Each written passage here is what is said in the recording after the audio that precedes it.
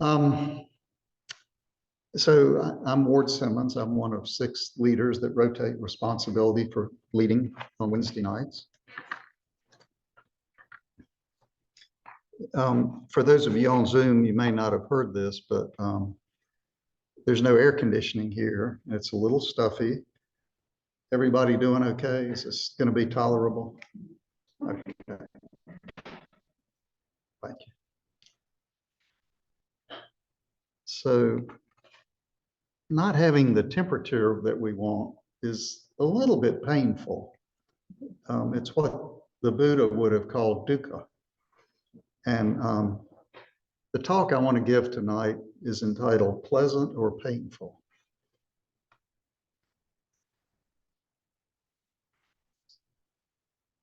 So I don't know if any of y'all have any family or friends who are puzzled by your interest in the Dharma. I do. And it's not uncommon for somebody to say, well, why do you want to dwell on suffering and death all the time? Isn't that what y'all talk about? And it's not a surprising question. Most folks would rather dwell on the pleasant, rather engage with the unpleasant only when they're compelled to, and return to the pleasant as soon as possible. And we do that because we understand that's going to maximize our happiness. For most people, this life is, you can really see it as kind of the human being as a pleasure-seeking, pain-avoiding machine.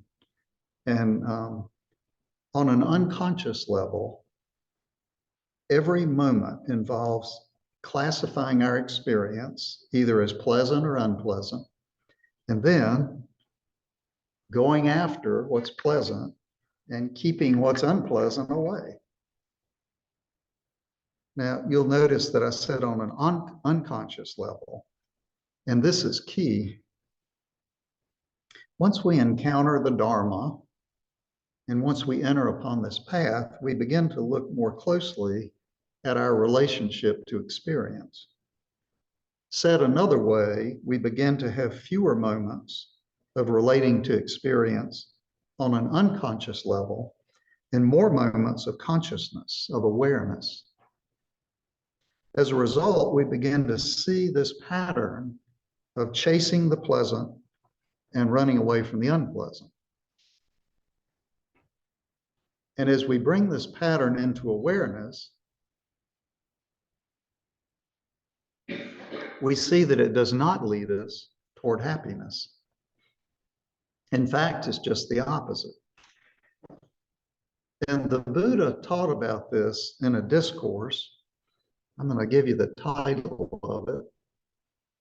I'm just doing this to test myself and see if I can pronounce it. Dvayatanupasana Sutta is also known as the contemplation of dualities. And I want to share a few lines from this sutta. That which is pleasant for others, the noble ones understand is painful. And what for others is painful, the noble ones know as pleasant. So let's pause for just a minute and clarify the term noble ones. Here is what scholar and Dharma teacher Andy Olinsky has to say. The term noble ones is used in the Buddhist tradition not for people of a certain birth or social order, but for any person who thinks, speaks, or acts nobly, with generosity, kindness, and wisdom, rather than greed, hatred, and delusion. So when you hear the term noble ones, think practitioners like the people in this room and the people on Zoom. So returning to the sutta, it may strike you as a somewhat extreme claim that the pleasant is really painful and vice versa. Could this really be true? So let's look a little more closely. I hope it's true because our unpleasant temperature in here really might be pleasant. So it can help to understand why the pleasure-seeking, pain-avoiding behavior is so prevalent. First, let's understand that it's not some kind of a moral failing or a character flaw. Rather, it's a function of the hardware and the software, the body and the mind that are a part and parcel of being a human.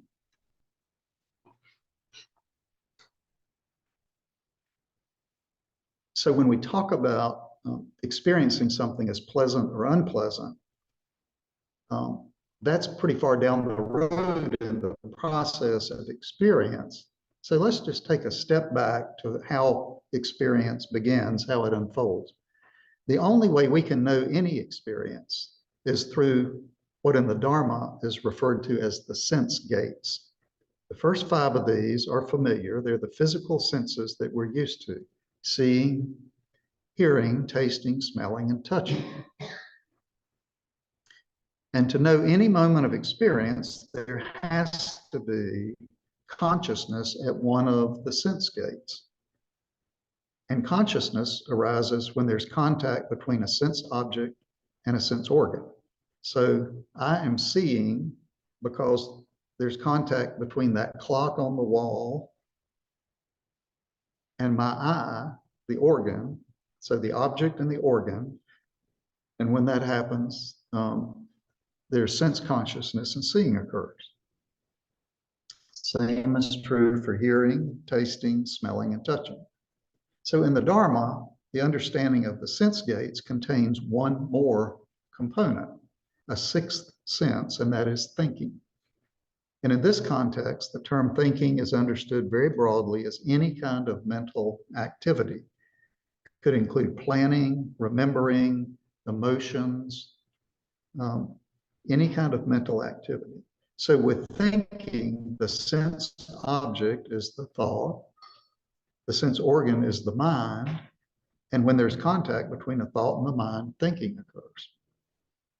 So this is the hardware that we find ourselves equipped with: sense organs that produce moments of sense consciousness when they encounter objects. Without this, it would be lights out, no experience. We didn't ask for this. It's just how a human being is constituted. So a moment of sense consciousness is always accompanied by a corresponding feeling tone, either pleasant or unpleasant, or neither pleasant nor unpleasant. A warm breeze on my arm might be accompanied by a pleasant feeling tone. Maybe tonight a cool breeze would be a pleasant feeling. Slamming my finger in the car door will almost certainly be accompanied by an unpleasant feeling tone. And those moments of sense consciousness to which we are somewhat or completely oblivious will be accompanied by neither. Again, this is part of the human organism's hardware and software. It's no reflection on us, and there's nothing we can do to change it.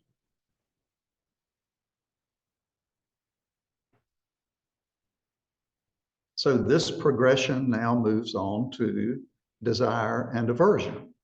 The nature of the mind is that a pleasant experience results in or conditions desire for more of the same. I take one bite of Ben and Jerry's New York Super Fudge Chunk ice cream, and I am compelled to have more.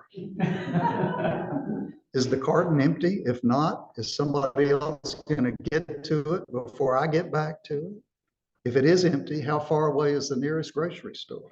Are they open? What time is it? Do I have any money?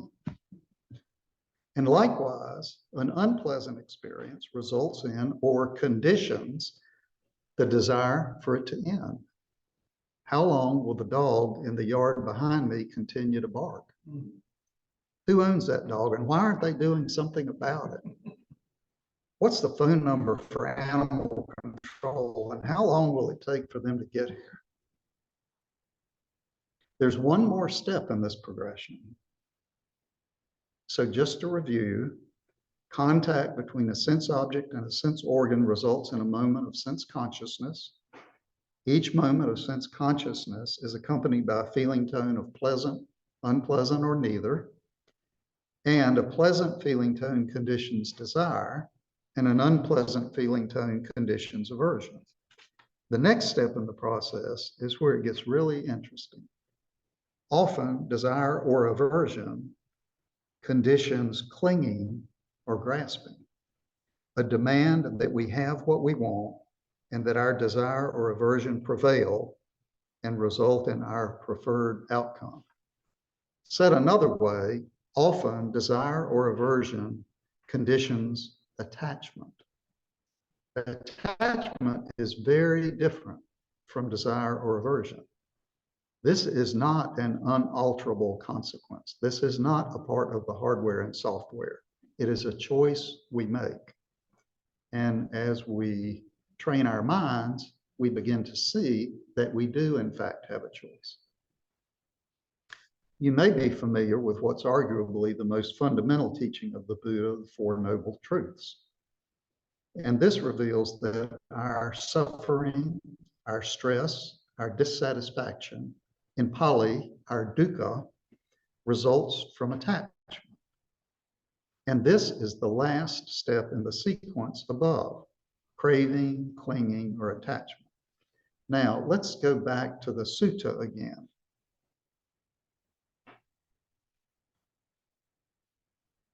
That which is pleasant for others, for the noble ones, is painful. And what for others is painful, the noble ones know as pleasant. What can this mean? Pleasant sense experiences are misperceived as bringing happiness, while perceiving them accurately reveals that they bring dukkha. If you're not sure you agree, you're in good company. The next line of the sutta is, behold, a teaching hard to know. So to understand why it's inaccurate to perceive pleasant sense experiences as happiness, we first need to consider at least two dynamics. The first one is we regularly mistakenly believe that if we can just get what we want, we'll be happy. Anybody ever have that experience? But it really doesn't work that way. No sooner than do we drive home in the car we've been craving, and then we see a different car that we want more, a different color or a make or a model or a year, or it's got different features. Getting the car didn't make the craving go away. It just upped the ante. It cleared the decks for another craving to move in. Craving is like a heat-seeking missile. It's always training itself on the next target. And it works the same way with a job. If I could just get that job, everything would be just right.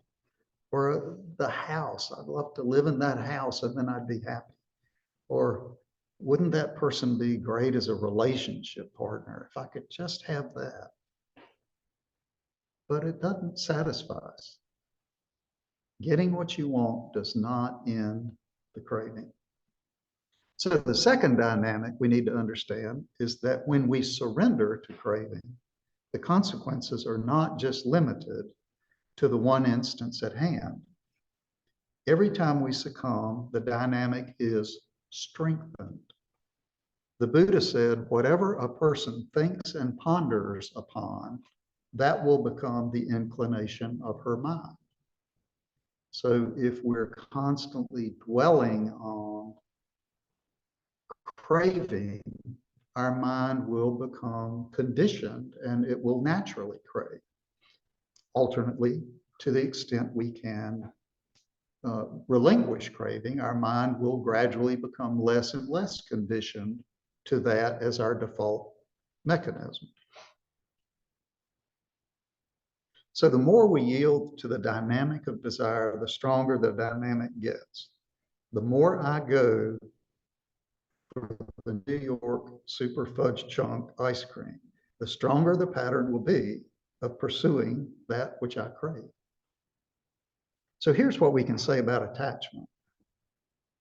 As to desire, we experience dukkha when we attach to something we want, but we don't yet have.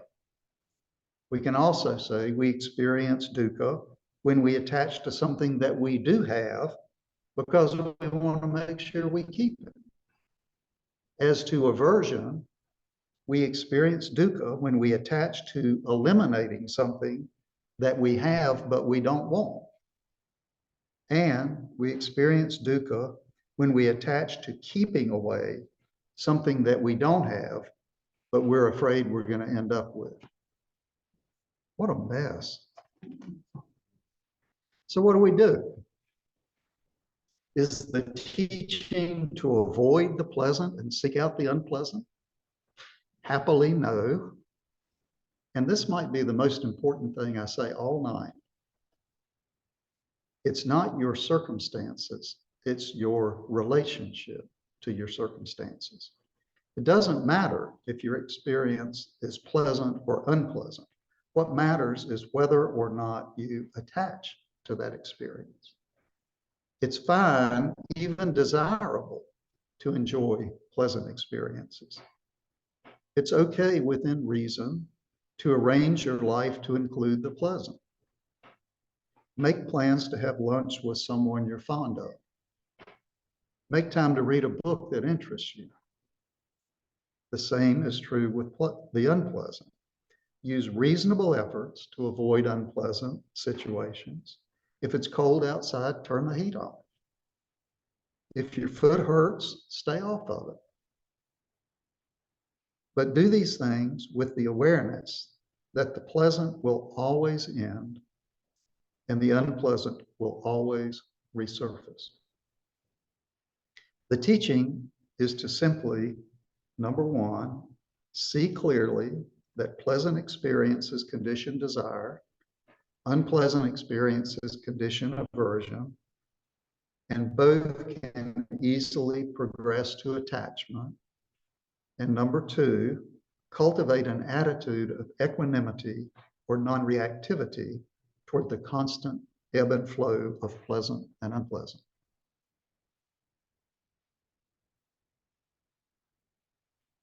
So in closing, I'll just share one more quote from Andy Olinsky.